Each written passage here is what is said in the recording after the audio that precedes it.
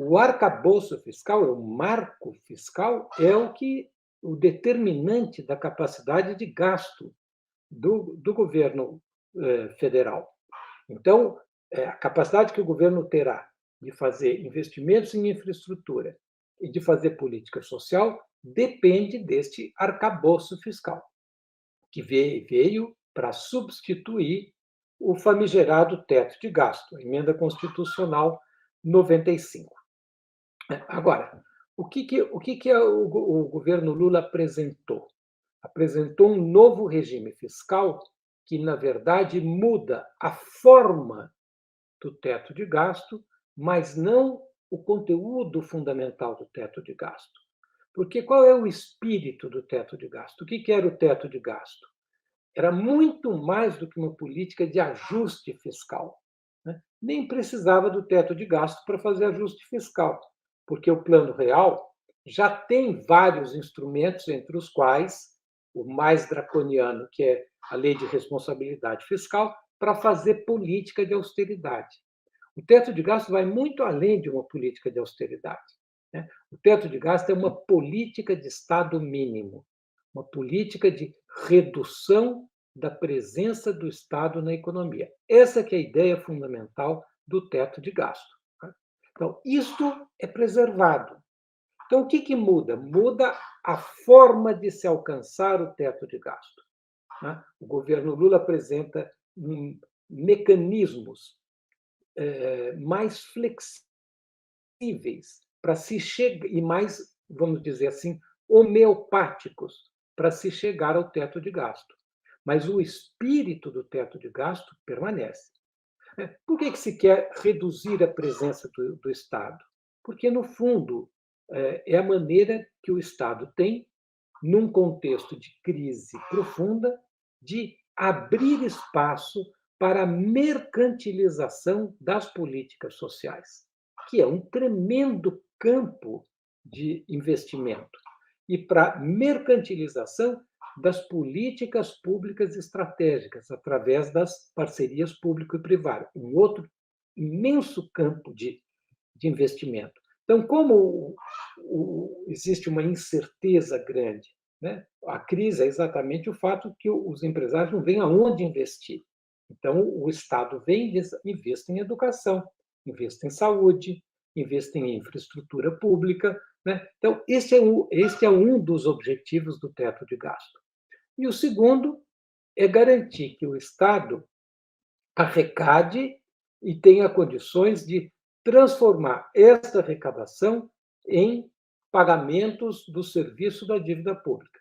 Né? Garantir o que os economistas chamariam de a sustentabilidade intertemporal da relação dívida-PIB. Então, é para isso que o Estado foi organizado desde o governo Temer e não foi modificado agora com o teto de gasto. O que o teto de gasto faz? Ele mantém um teto. Né? Então, o gasto nunca poderá ser superior a 70% da arrecadação. Mas é pior do que isso. O gasto, se a arrecadação for muito grande, o gasto permanece com limite, com teto inflexível, de 2,5% ao ano. Né? Então, este é um primeiro teto. E agora o governo Lula pôs um segundo cabresto no gasto público, que é o fato de que o gasto público terá que respeitar metas de superávit fiscal, que, se não forem cumpridas, penaliza e obriga o governo, no próximo ano, a cortar ainda mais automaticamente o gasto público, independentemente da conjuntura, independentemente de ter uma pandemia, independentemente de ter um problema de pobreza, não. Então, é uma coisa automática. Então, o que isso significa? Né? O que a gente vê? Vê a digital do grande capital, a digital do mercado financeiro neste arcabouço fiscal, né? De maneira muito clara. Né? Mesmas políticas, mesmos efeitos.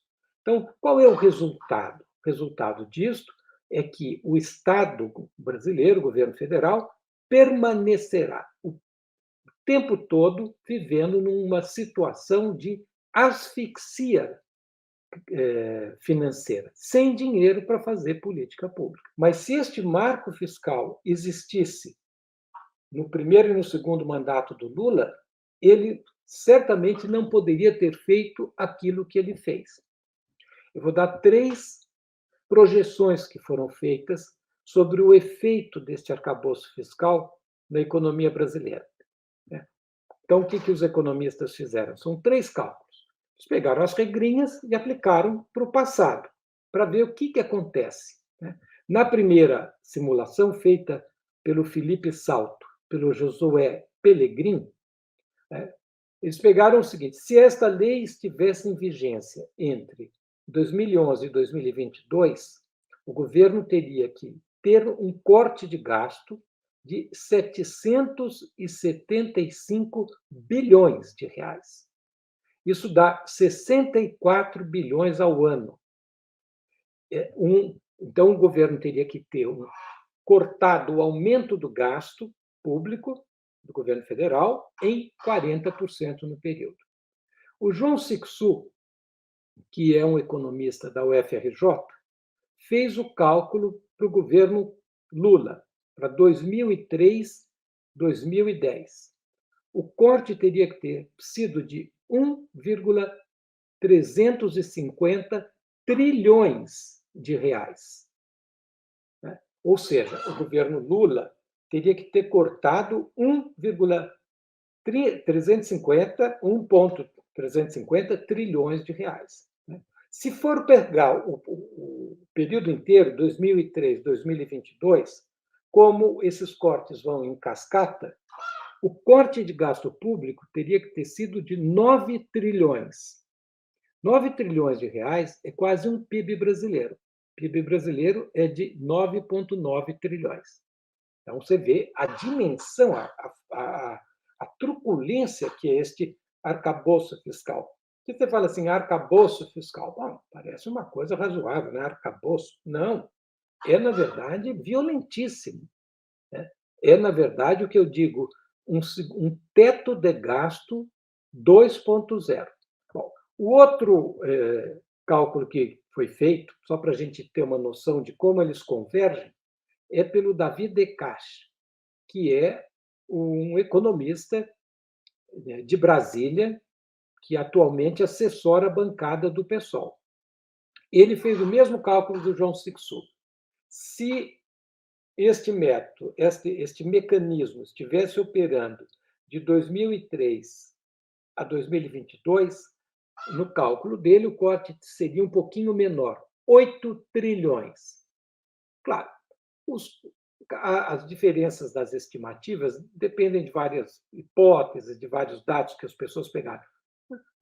Ela não importa tanto pelo número absoluto em si, mas pela magnitude do corte que está implícito nesta política fiscal proposta pelo governo. No caso brasileiro, a burguesia,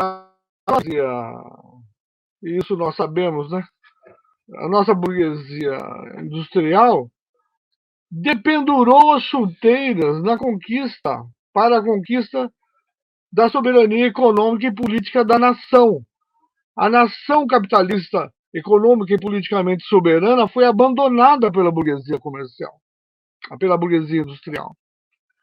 Portanto, e hoje está plenamente, claro, arreganhando os dentes e tal, mas está plenamente subordinada ao capital financeiro, que domina não somente nacionalmente, mas domina mundialmente. Ou seja, não há, nem no plano mundial, internacional, nem no plano interno, forças burguesas decididas a suplantar a ditadura do capital financeiro.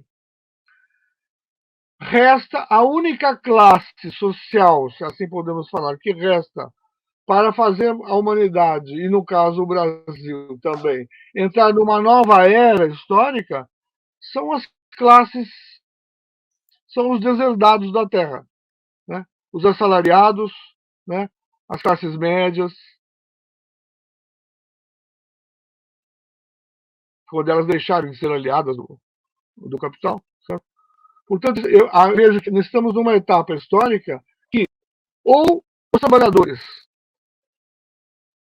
assumem a luta por sua emancipação, agora para valer, né? Ou então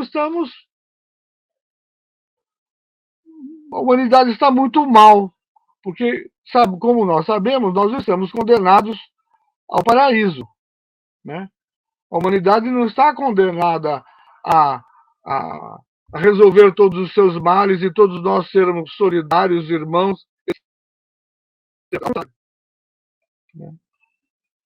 Tudo indica que nós entraremos, o poder do capital financeiro é tamanho que nós entraremos, como já estamos, numa era histórica de grandes turbulências. Imagina a quantidade de trabalhadores que estão imigrando, abandonando a África, morrendo afogados para chegar à Europa. Uma coisa inédita. Nunca havíamos visto isso. Ou seja, o nível de contradições que o capitalismo mundial já adquiriu são imensas. Quem poderia imaginar que os Estados Unidos iria avançar pelo norte da África, destruir e matar televisionadamente dirigentes desses países, como mataram na Líbia, mataram no Iraque? Quer dizer, eu acho que o escândalo, ou seja, a violência, o nível das contradições é altíssimo. Agora, a guerra na Ucrânia, né? A Europa toda em pé de guerra contra a Rússia, entende? Os Estados Unidos já declarou, o Hershey já descobriu que quem destruiu os gasodutos que abasteciam a Europa foram os Estados Unidos.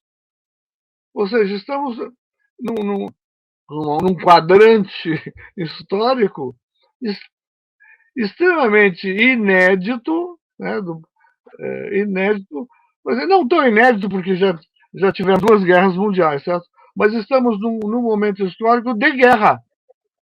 A meu ver, e outros me ajudam a estar errados, tal como eu, né, nós já estamos em guerra. O mundo capitalista entrou em guerra, está em guerra contra a Rússia, usando o território ucraniano. Isso é terrível.